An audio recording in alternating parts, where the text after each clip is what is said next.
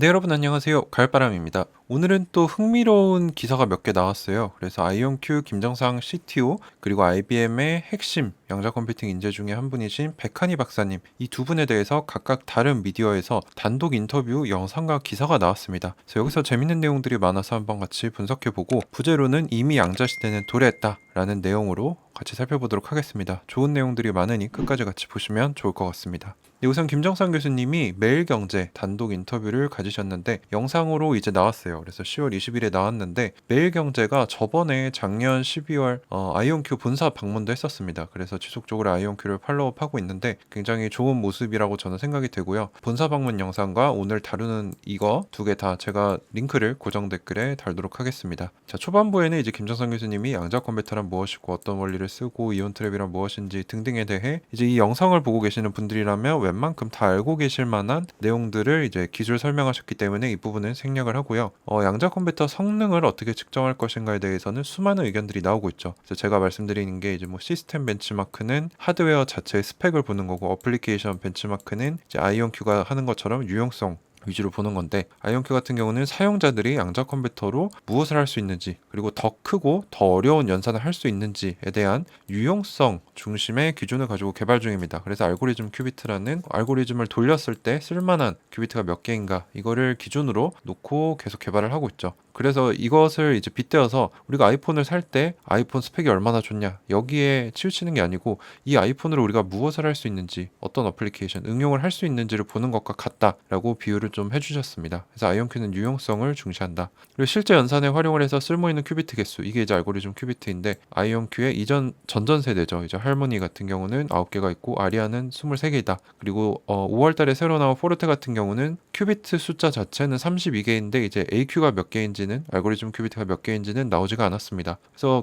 이 얘기를 하시면서 무슨 얘기를 하셨냐, 그래서 아무리 큐비트 숫자가 많아도 이를 활용해서 계산할 때 게이트 성능이 떨어지면, 즉 큐비트의 품질이 떨어지면, 쓸만한 큐비트가 아니면 큐비트 숫자가 아무리 많아도 무의미하다라고 얘기를 해서, 이게 이제 IBM의 뼈를 때리는 말이죠. 왜 그런지는 뒤에서 설명을 해드리겠습니다. 그래서 큐비트 숫자 자체가 높다고 그 회사의 양자 컴퓨터가 더 뛰어난 게 아니다, 유용성이 더 중요하다라는 회사의 이 방침을 다시 한번 말씀해 주시고, 양자 우위는 학술적인 개념이다. 양자 컴퓨터가 모든 분야에서 고정 컴퓨터보다 뛰어나지는 것을 의미를 한다고 사람들은 생각하는데, 이것보다는 특정 문제 또는 특정 분야에서 양자 컴퓨터가 고정 컴퓨터보다 더 싸게 계산을 할 수 있거나 더 빠르게 할 수 있느냐, 이게 중요하다, 이 시점이 중요하다라고 하셨고, 그게 언제냐라는 질문에는 아이온큐 기술 로드맵대로 했을 때는 앞으로 2년에서 5년 사이에 양자 컴퓨터가 고정 컴퓨터보다 더 뛰어난 효율로 풀 수 있는 어플리케이션을 찾을 수 있지 않을까라고 기대하고 있다고 하셨습니다. 2년에서 5년 사이, 지금 2022년이니까 한 2024년에서 2027년 정도, 그래서 아이온큐의 로드맵에서 본격적으로 뛰어나지는 그 시점을 얘기를 다시 한번 해주셨습니다.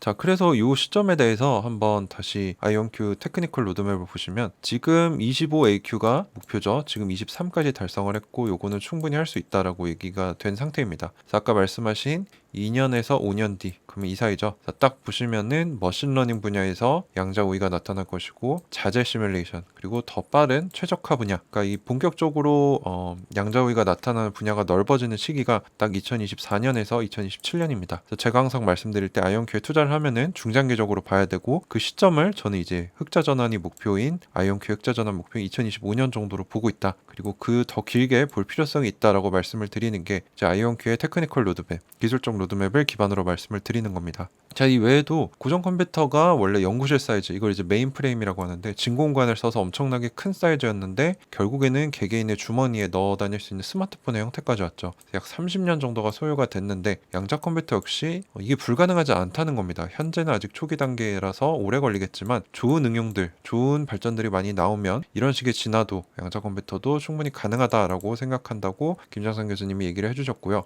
아이온큐 역시 대량 생산 방향으로 조금씩 개발하고 전환하고 있다. 여기 노력의 일환으로 이제 시애틀에 있는 제조 시설을 인수하고 있죠. 그리고 테슬라 봇이 뭐 $2만 갈 것이다라는 이제 머스크의 말이 있었는데, 아이온큐 같은 경우는 얼마가 목표냐, 얼마까지, 지금 한 200억 정도가 되는데 이거를 얼마 정도까지 떨어뜨릴 수 있느냐라는 기자분의 질문에는, 떨어뜨리고 있는 작업은 하고 있는데 아직 내부적으로 분석 중이며 대외적으로는 말하기가 어렵다라고 대답을 하셨습니다. 그리고 우리가 알다시피 양자 컴퓨팅에 대한 수요는 점점 늘어나고 있고, 아이온큐의 비즈니스 모델, 이제 돈이 어디서 들어오느냐, 클라우드를 통해서 아이온큐 양자 컴퓨팅 서비스를 제공해서 거기서 수수료를 받고요. 고객들과 함께 협력해서 고객의 문제를 풀어보려고 하는 협력 연구 개발, 그리고 현대자동차, 피델리티, 골드만삭스, 다우케미컬 등등, GE 등등과 노력을 하고 있고요. 메릴랜드 대학이나 이제 최근 미국 공군연구소에 양자 컴퓨터를 판매하기로 했죠. 이런 것 같이 학계, 기관, 기업들과 연구를 같이 하는 것에서 수익이 나고 있다. 근데 현재는 클라우드 컴퓨팅에서 나오는 게 한 90% 정도 된다고 들었었는데, 이게 점점 이제 이쪽으로 옮겨가고 있는 거죠. 양자 컴퓨터 실물 판매로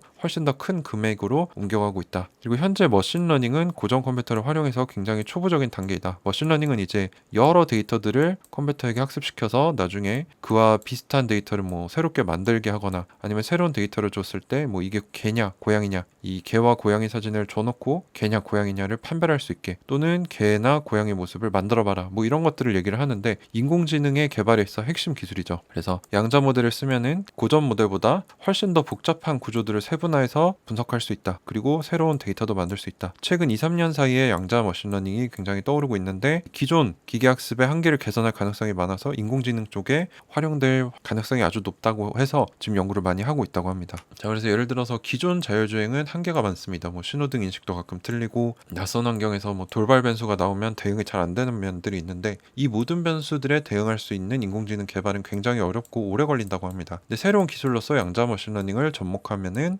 가능성이 있기 때문에 많이 연구가 되고 있다고 말씀해 주셨고, 최근에 아이온큐가 이제 미국 공군연구소에 양자 컴퓨터 실물을 판매하기로 했잖아요. 이게 한 13인가 13밀리언 달러 정도가 되는데, 공군뿐만 아니라 육해 공군 모두 관심이 있고, 아이온큐와 공군연구소는 이제 양자 컴퓨팅 하드웨어 공동 연구뿐만 아니라 양자 알고리즘 개발에 이제 아이온큐의 양자 컴퓨터를 지원할 것이다. 근데 이 부분은 제가 해석하기로는 하드웨어를 공동 연구한다는 거는, 제가 생각하기에는 이제 공군이 쓰고 싶어하는 하드웨어의 모습이 있을 거 아니에요. 예를 들어서 비행기에 탑재를 시킨다거나, 아니면 미사일에 탑재를 하고 싶은 이런 소형화 특수 목적의 양자 컴퓨터 하드웨어를 만들고 싶어 하기 때문에 그 하드웨어를 같이 연구하는 거지, 사실 하드웨어 전문가는 아이온큐인데 왜 하드웨어에 대해 공군 잘 모르는 주체를 공동 연구를 같이 할까요? 그거는 제가 이해하는 바로는 공군이 원하는 모양의 하드웨어, 원하는 목적의 하드웨어가 있는데, 그걸 이제 아이온큐한테 전달해서 아이온큐가 만들 수 있게 하는 그런 특수 목적의 하드웨어를 개발하기 위한 연구라고 좀 추측이 됩니다. 그래서 제가 강연에서도 말씀드렸지만, 이제 양자 컴퓨터를 중앙에서 처리하는 클라우드식이 아니고 엣지 컴퓨팅식으로 해서, 아까 말씀드린 대로 항공모함에 넣을 수도 있는 거고, 전투기 단위로 또는 미사일 무기 단위로 넣어서 활용할 수 있는 그런 분야를 연구하는 게 아니냐라고 좀 추측이 되고요. 그리고 현재와 가까운 미래에는 이제 하이브리드 컴퓨팅이 뜬다라고 말씀드렸죠. 바로 양자 컴퓨터가 고전 컴퓨터를 전부 대체하는 게 아니고, 고전 컴퓨터가 잘하는 건 고전 컴퓨터가 하고, 양자 컴퓨터가 잘하는 계산은 양자 컴퓨터한테 맡겨서 같이 쓰이는 하이브리드 형태로 쓸 것입니다. 그래서 델과 아이온큐가 이걸 연구를 하고 있죠. 그리고 고전 컴퓨터의 특정 작업을 빨리 해줄 수 있도록 해주는 이제 가속기 역할을 한다는 거죠. 엑셀러레이터. 당장은 그럴 거다. 자, 근데 두 가지 도전 과제가 있습니다. 양자 컴퓨터의 성능을, 그러니까 하드웨어 자체를 진보를 시켜야 되고, 양자 컴퓨터의 성능이 좋아졌을 때 어떻게 활용할 것인지, 이제 어플리케이션이나 문제, 솔루션을 개발을 해야 된다는 거죠. 그래서 이 두 개가 같이 이루어지고 잘 이루어져야 그제서야 큰 상용 어플리케이션, 진짜 가치 있고 사람들이 돈을 지불할 만한 사용 사례가 만들어질 수 있다는 겁니다. 요거는 저희 다 알고 있는 거죠.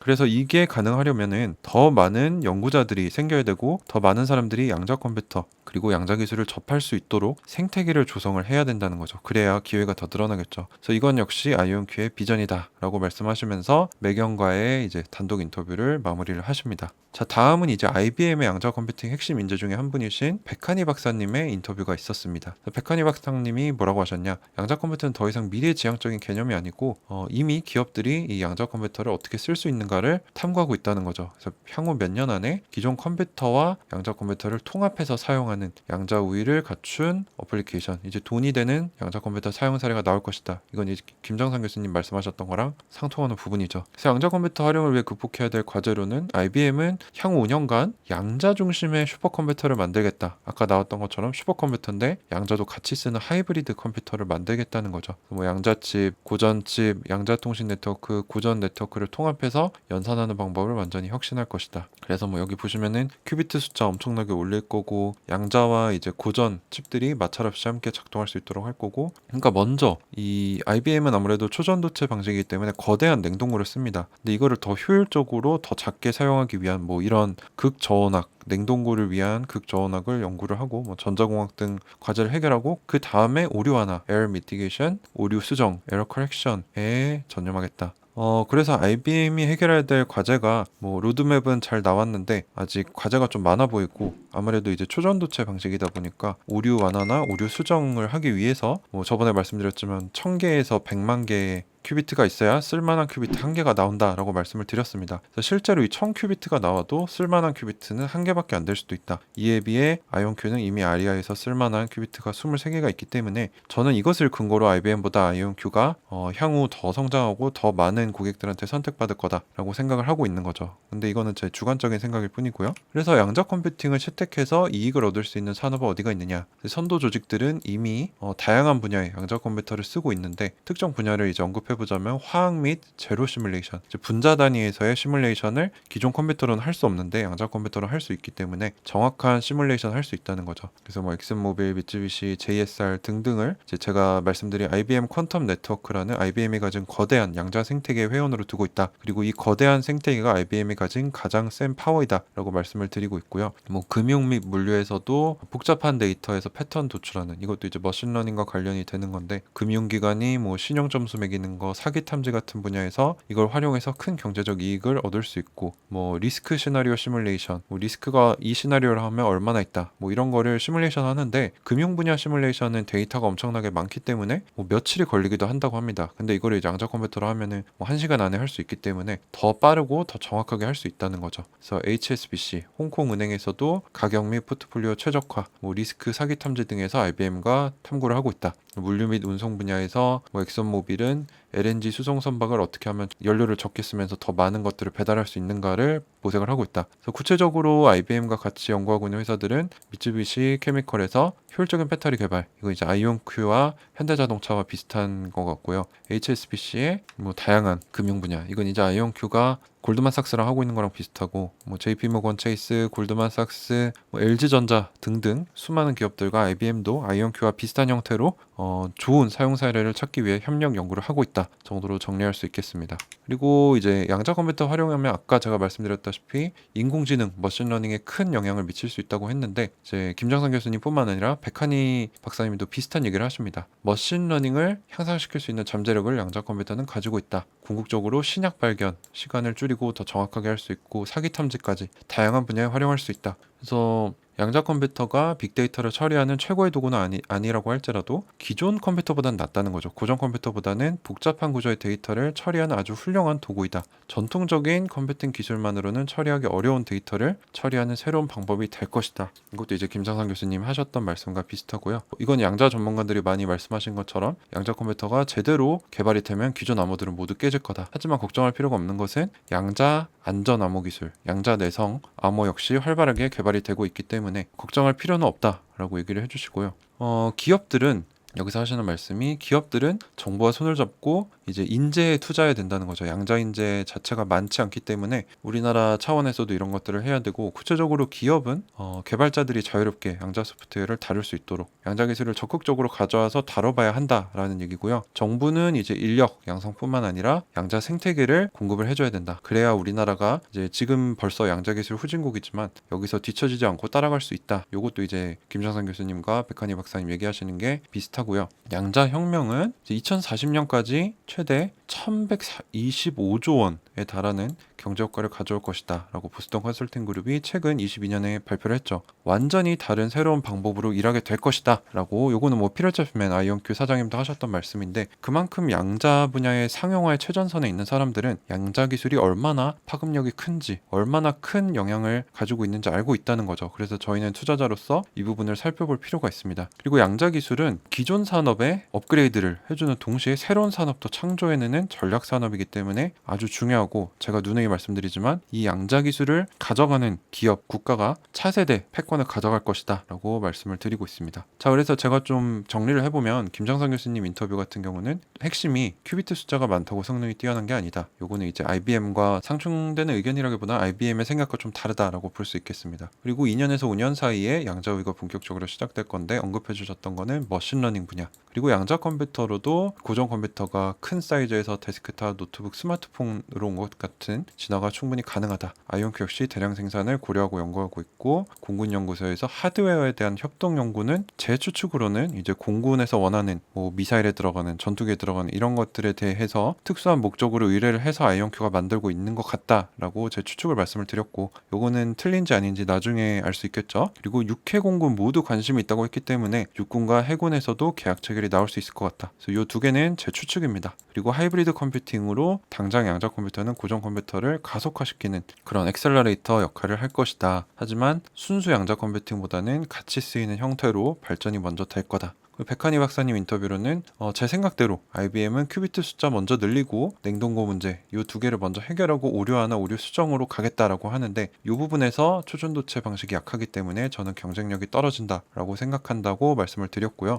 IBM 역시 아이온큐와 마찬가지로 뭐 화학, 재료, 금융, 물류 기업들과 돈이 되는 사용사를 아직 탐색 중이다. 아직 큰 돈이 되는 영향력 있는 사용사례는 아이온큐나 IBM 둘 다 찾지 못했다. 그리고 백한희 박사님과 김정성 교수님 두 분이 공통적으로 말씀하시는 게, 양자 컴퓨터는 머신러닝 AI 분야의 혁신적인 촉매가 될 것이다. 그리고 또 공통적으로 나왔던 의견이, 기업과 정부가 양자 인재에 투자를 해야 되는데 기업은 양자 기술을 가져와서 이렇게 놀아봐야 된다는 거죠. 뭘 할 수 있는지 다뤄봐야 되고, 정부는 양자 생태계 조성 및 이 양자 인재를 적극적으로 양성해야 된다. 자, 마지막으로 양자 컴퓨터는 완전히 새로운 방법으로 일하도록 하고 완전히 새로운 세계를 가져올 것이다. 기존 산업에 업그레이드를 해서 발전시킬 뿐만 아니라 어떠한 산업이 될 수는 없지만 새로운 산업과 가치를 창조해내는 전략 산업이다. 그래서 이 부분에 대해서 피터잭맨 아이온큐 사장님은 마치 우리에게 슈퍼맨처럼 날 수 있는 능력이 주어지는 것과 같기 때문에 어떤 세계가 펼쳐지고 어떤 모습이 나올지는 우리도 알 수 없다. 그저 우리가 아는 거는 양자 컴퓨터는 슈퍼파워다 라고 하셨던 기억이 좀 납니다. 그래서 오늘 좀 길긴 한데